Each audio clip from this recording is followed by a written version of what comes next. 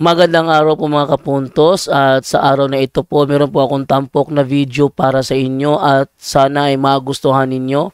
Kaya sa mga bago pa po sa aming channel, please po don't forget to hit the subscribe button at ang notification bell para maging notified kayo sa bawat video na ilalabas ko sa channel na ito. At bilang kahilingan po ng punto por punto team at naway maintindihan po ninyo, sana po wag nyo pong i-skip yung mga ads sa aming mga video.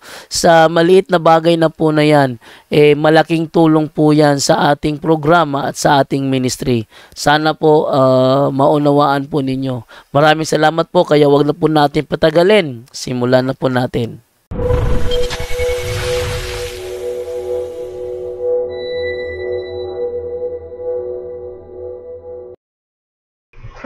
Sabi dito ni Ariel Latayan, hindi kami ang iglesia ng Diyos na nakasulat sa Biblia, kundi kami ay umanib doon sa nakasulat. So, ito sabi kong kasinungalingang kwento. Bakit? Bro, ano sabi? Umanib sa nakasulat? Umanib sila doon sa nakasulat. Ano palagay nyo sa iglesia? Superbook?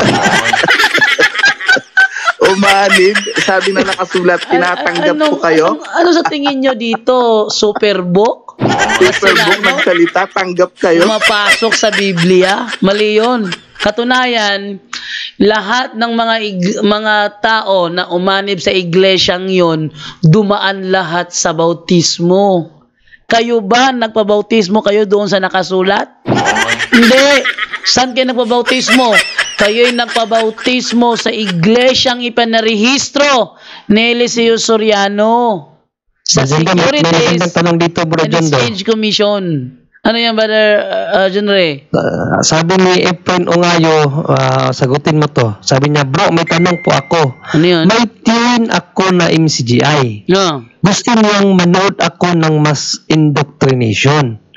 Gusto ko rin manood siya ng punto por punto. Ano po ang dapat kong gawin po? Sabihin mo, manood siya muna sa punto por punto at magipagsubukan bago ako manood sa programa ninyo.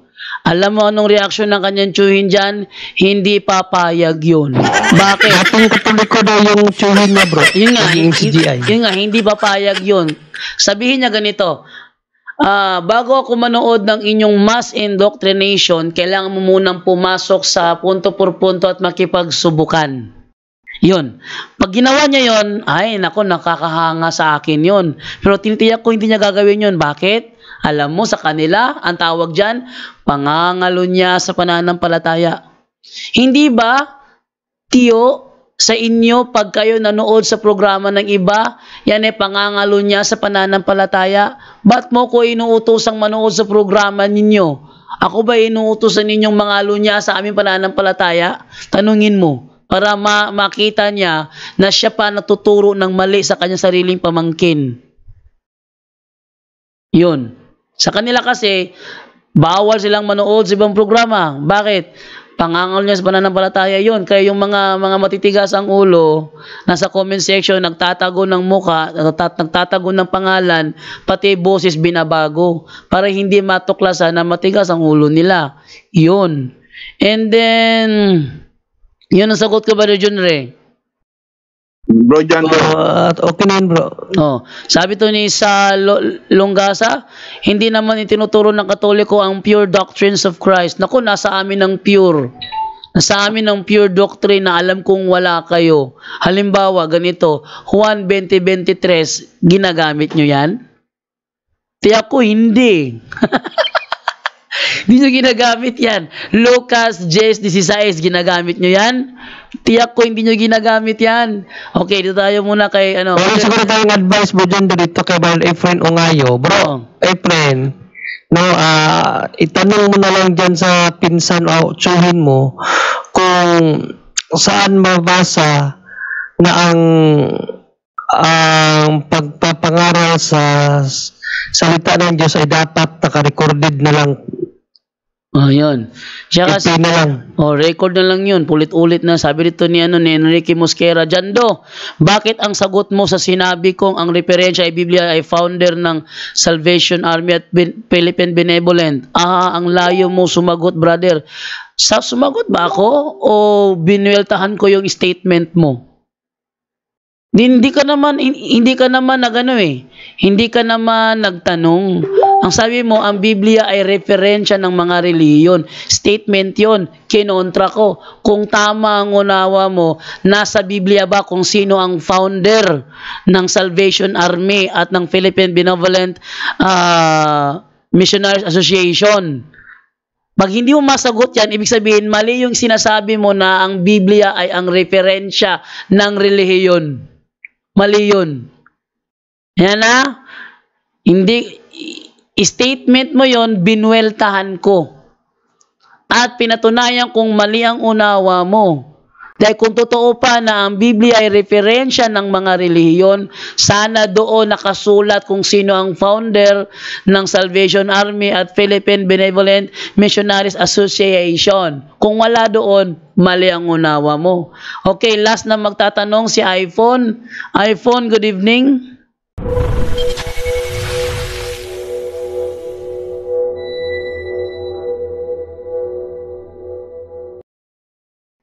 Bro Jando, may sisingit lang ako yung kanina nagtanong na CCC bro. Kaya lang, kasi kanina yung sa lay minister, para meron siyang guide na, yung sabi ko kanina, yung mga nagsisimba na hindi pwede, okay lang na hindi magsimba yung mga may sakit.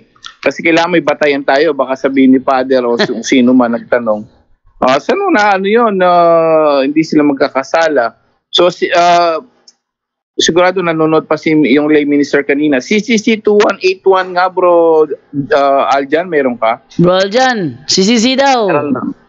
2181. 2181. Yan ay, nandiyan yung exemption ng mga may sakit para may batayan tayo, baka maanuhan tayo dito. Ito po ang nakasulat sa CCC 2181. The Sunday Eucharist is the foundation of and confirmation of all Christian practice. Pwede mo palakihin bro. Maliit. Ay, sorry. Sige. Palaki. Para makita ni brother niya. Nakikinig yan. Okay. At ito, palakihin natin siya. Wait lang Ito po. At ito ang nakasulat.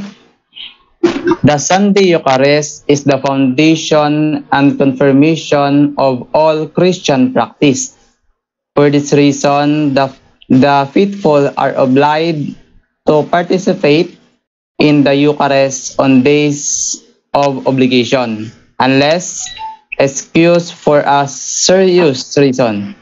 For example, illness, care of infant, or dispensed by their own pastors. Those who deliberately fail in this obligation commit a grave sins.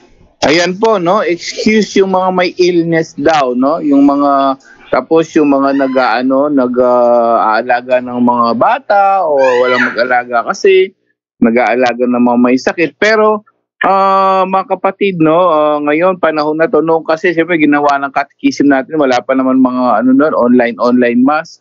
So ngayong panahon na to, mayroon na pong online mass sa TV, sa So kahit may sakit ka, mas maganda po ngayon na although nasa CCC yan, mas maganda po mag-online mass po kayo yung live pagka Sunday. Kung may sakit kayo, hindi kayo makarating sa sa church po, no? Kung hindi na kayo makalakad. So advice po natin is mag-mass pa rin kayo para at least nakapag-misa pa rin kayo. Sa online mass po, every Sunday, kahit sa TV lang po. Noong kasi siyempre, kaya inano yan na hindi okay lang yung sa kasi nga wala tayong online mass sa TV. Ngayon mayroon na po. So kahit may sakit, pwede na po kayo magsimba sa internet or sa sa TV po. Yun lang po. Maraming salamat. Dagdag lang.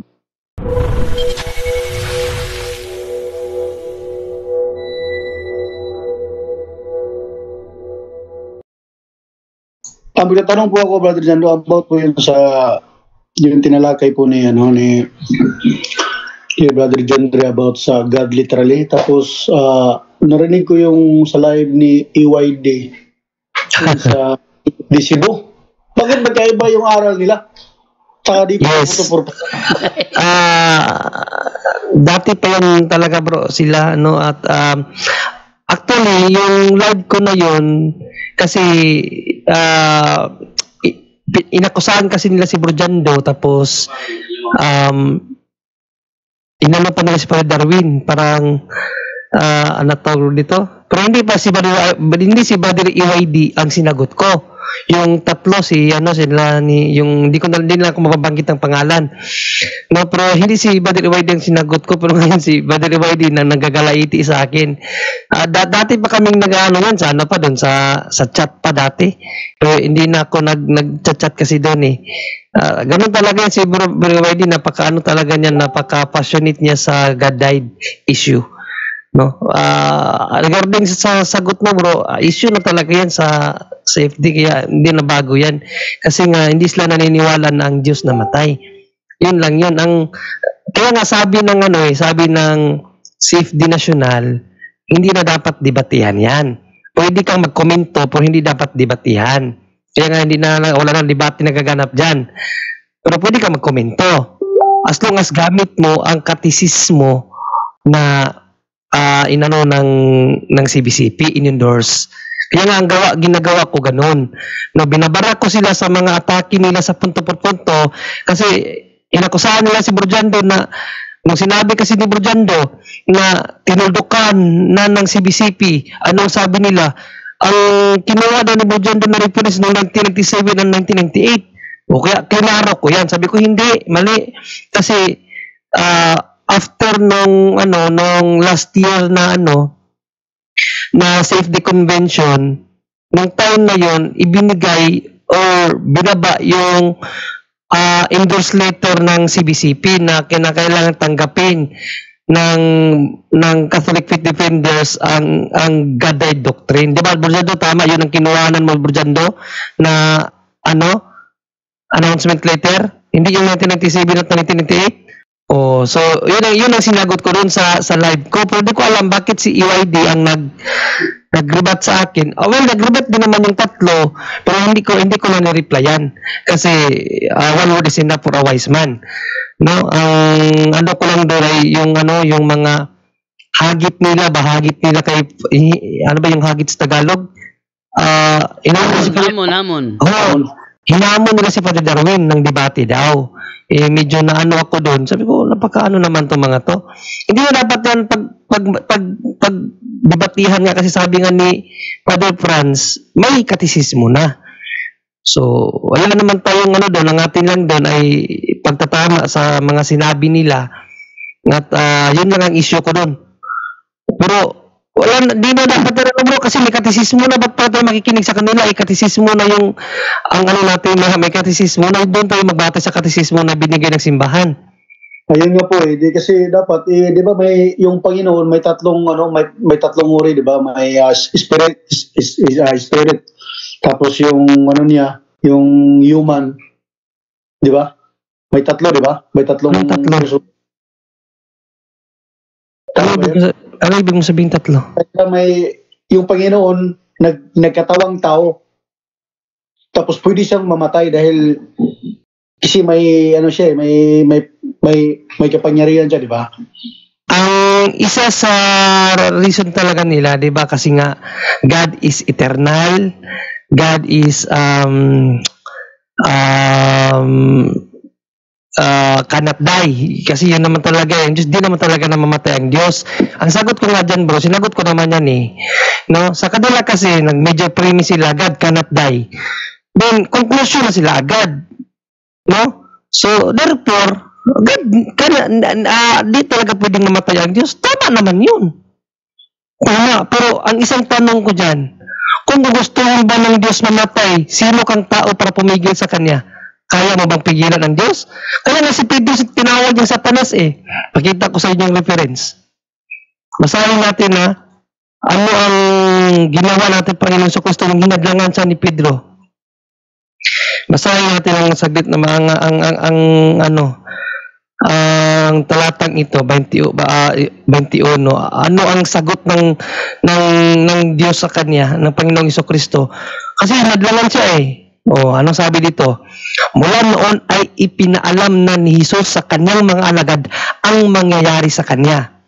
Sinabi niya, dapat akong magtungo sa Jerusalem at magdanas ng maraming hirap sa kamay ng mga pinuno ng bayan, mga punong pari at mga tagapagturo ng kautusan.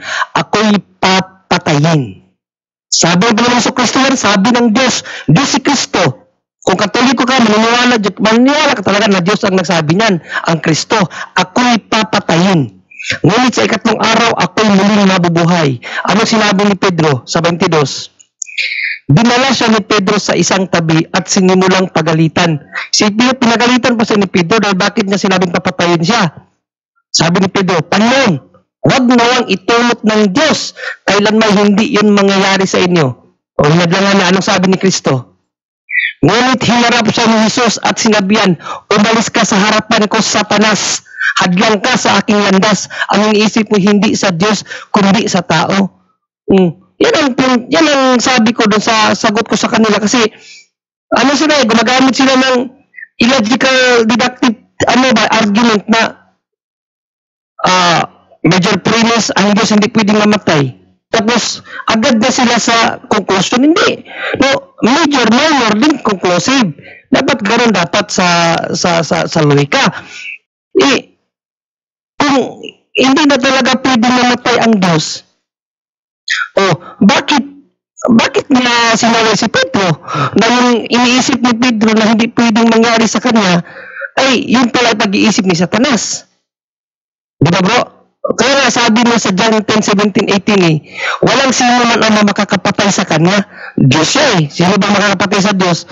Pero kung saan niyang ibinigay ang kanyang buhay. Basahin natin dito sa John 10:17. Ano sabi ng Panginoong Jesucristo dito? Nawala. Sa Bible. Dahil dito minamahal ako ng aking Ama, sapagkat inaalay ko ang aking buhay upang ito'y kunin ko muli. Dito walang makakakuha ng aking buhay. Ibig sabihin, walang makakapatay sa kanya. Tama, ang Diyos hindi talaga walang kamatayan kasi hindi naman kalikasan ng Diyos ang mamatay. Pero ang kasunod, kusa ko itong ibinibigay. Ngayon, ikaw bilang tao, kung ang Diyos na mismo ang gagawa niyan, sino ka para hindi niya gawin yan? Kung ang Diyos mo pala ay hindi marunong magpakamatay para sa iyo, ang Diyos mo ay hindi makapangyarihan. No? One of the attribution of God is all-powerful. Walang imposible sa Kanya. Kaya mong gawin ang lahat. Tapos, ang bagay na ito para sa kaligtasan, hindi niya pwedeng gawin. Yan ang hindi nila nangunawaan. Yes, totoo naman yun. Ang Diyos walang kamatayan. Pero kung naisin niya magpakamatay para sa iyo, sino ka para hadlangan ng Diyos? Kaya nga San Pedro, sinabi ni San Pedro na ang iisip mo, iisip ng tao, hindi Diyos. No? Sa Old Testament, anong sabi ng Diyos? Ang Diyos ay hindi tao mag-isip. Kaya wag nating limitahan ang kapangyarihan ng Diyos. Ang ginagawa kasi nila, nililimitahan nila ang kapangyarihan ng Diyos. Yun ang mali. Kaya ang Diyos hindi pwedeng limitahan. Kaya mong gawin ang lahat Ba't mo lilimitahan na sinabi mo lang hindi ka pwede mamatay tapos mamamatay ka pala? Hindi naman ganun Kaya nga siya nagdagdag ng kalikasan para yung properties of dying doon kukunin. Pero ang kasi dyan bro, yung namatay sa cross. Namatay sa cross. Ano ba yung namatay sa cross? Tao or Diyos? Siyempre Diyos kasi hindi naman siya human person Divine person natin Panginoong Jesucristo. Kaya namatay talaga ang divine person. Pag sinabi mo divine person, isa lang ang tanong ko sa iyo, bro, Diyos ba ang divine person o hindi? Diyos. Di namatay ang Diyos. Ganun lang kadali. Tama po, tama. Pero huwag natin pakinggan yan si EYD. Ano lang yan, papansin lang yan. Ano ngayon, Brother John Ray? Saan ang version ng Biblia yung bro? Yung mababasa na God died? Saan Biblia ngayon? Sa Living Bible. Kung meron ka dyan, pakita mo bro dyan do. Living Bible, 1 Timothy 4, 9-10. 4:9 to 10. Oh, Okay, tingnan natin ha. sa Living Bible. Kahit sa ano na lang, kahit kung wala kang Catholic Living Bible, kahit yung sa Protestante na lang kasi parehas din naman. Pareho lang yan. Eto. Mm. This is the truth and everyone should accept it. Kaya ko kapatid sa Biblia dahil may mga nagreklamo dito gaya ni ni Enrique Mosquera. Sabi niya ang Diyos daw pwedeng mamatay kung gugustuhin niya. Hoy, gising! Katawan ng namatay, hindi ang Diyos. O, ate mo sa Biblia. This is the truth and everyone should accept it. We work hard and suffer much in order that people will believe it.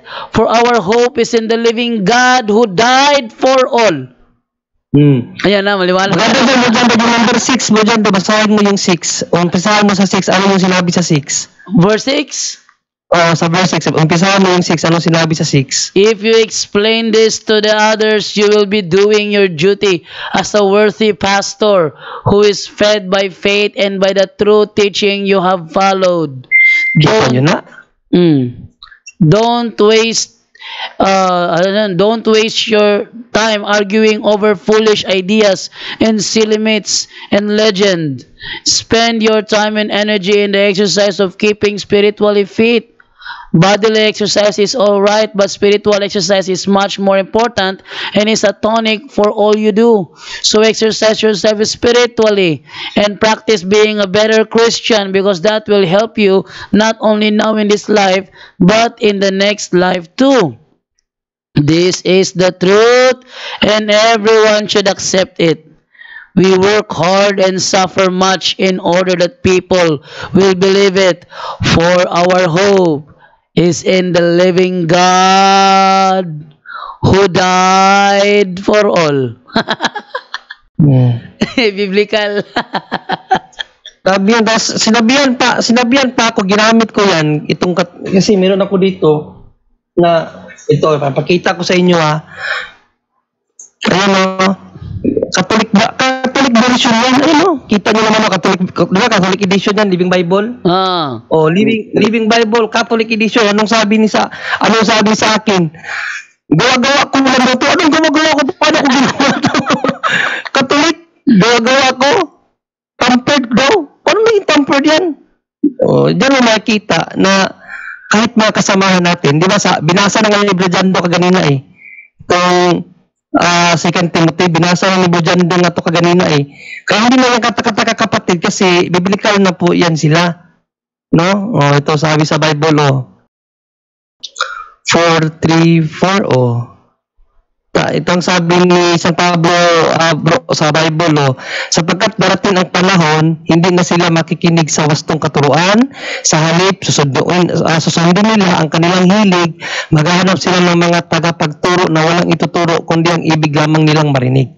Kaya kahit gumamit pa tayo ng mga ganito, papakita ko sa inyo, sinasabi nila walang katekismo na God-died literal. Ito katekism, mabasa nyo ba dyan? Hindi. Ayan Teaching of Christ, a Catholic Catechism for Adults. Ito yan Catholic Catechism for Adults yan. Babasahin ko kung wala bang literal ang Diyos namatay. Ba? Babasahin ko sa inyo. Talagang bumibili talaga si Brother John Ray ng mga referensya. Ito. Tayo ko Because Jesus is one person who lives in two distinct natures, one can truthfully say of the Son of God whatever is true of him in either of his human natures. He suffered and died in his human nature, and he is God. And so we may say that God suffered and died. This is literally true. Baka sabihin nyo, ginagawa ko lang, mapapakita ko sa inyo. Sana yun, literally true. Baka makita nyo dyan. Kita ba, Bro Jando? Hindi makita. Ayun. Ayan. Nakikita na. Kita, brother. Kita. Nakikita na. Literally. Kita ba, kita? This is literally true. Basahin dyan, God died, literally true. Katekisin ka Katolik, katekisin yan. Katolik ko yan. Sabihin lang, walang katekismo, wala lang silang ganito. Pero tingnan mo, Catholic Catechism for Adults yan. Tapos, meron pa itong mga stat. May stat to. Ayan. Nakita ko sa yung mga reference ko. Ayan. Oh. May nail of stat yan. Oh, nail of stat. Kaya sabihin mo, walang katisismo na God. Meron, wala lang silang libro. O, kay Pope Francis. Wala silang mga libro eh. O, sana yung kay Pope Francis. Natawa ako dito, may nag-ano sa ano. Sabi niya ano, Oh. TLB, paraphrase, sabi ni James Zwingel. Hindi niya naintindihan kung ano ibig sabihin ng paraphrase. Paunawa ko sa iyo ha. Ano ibig sabihin ng paraphrase? Ito. Ito mga bito ko. Sige. Pope Benedict Pope Benedict XVI, no? According to the Pope, anong sabi dito? Basahin natin yung mga reference kasi ayaw daw nila sa mga obispo kasi di daw papa. Dito, Santo Papa na to. Santo Papa na, Pope Benedict XVI. Sabi dito, dito muna tayo sa ano. Ito lang ano. Sana yun.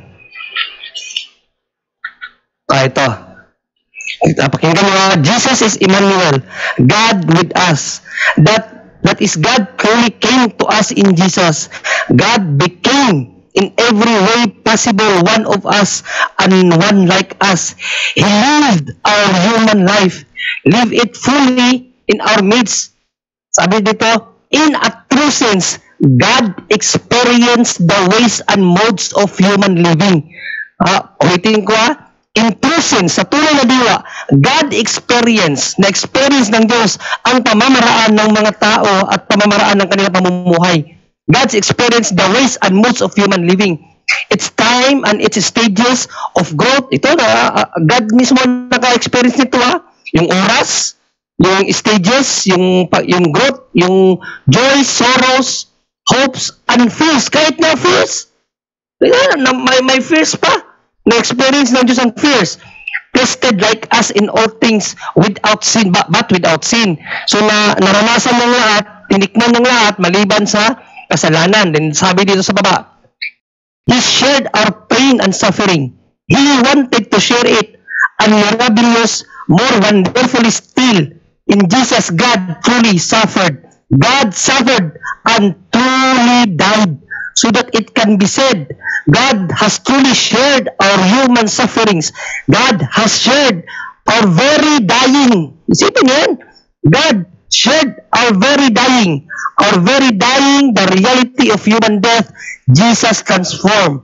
Pope Benedict even says, He transubstantiated it, changed it in its very substance. Ibig sabihin, hindi dapat sa kanya yan, pero transubstantiated, alam naman natin yung term na yan, na one substance turned in another substance, that is transubstantiation. Change it in its very substance. So, parang namatay ang Diyos. Pagkalina dito, sabi dito, ulitin ko rin, no? In Jesus, God truly suffered. God suffered and truly died. Nasabi yan sa libro na to.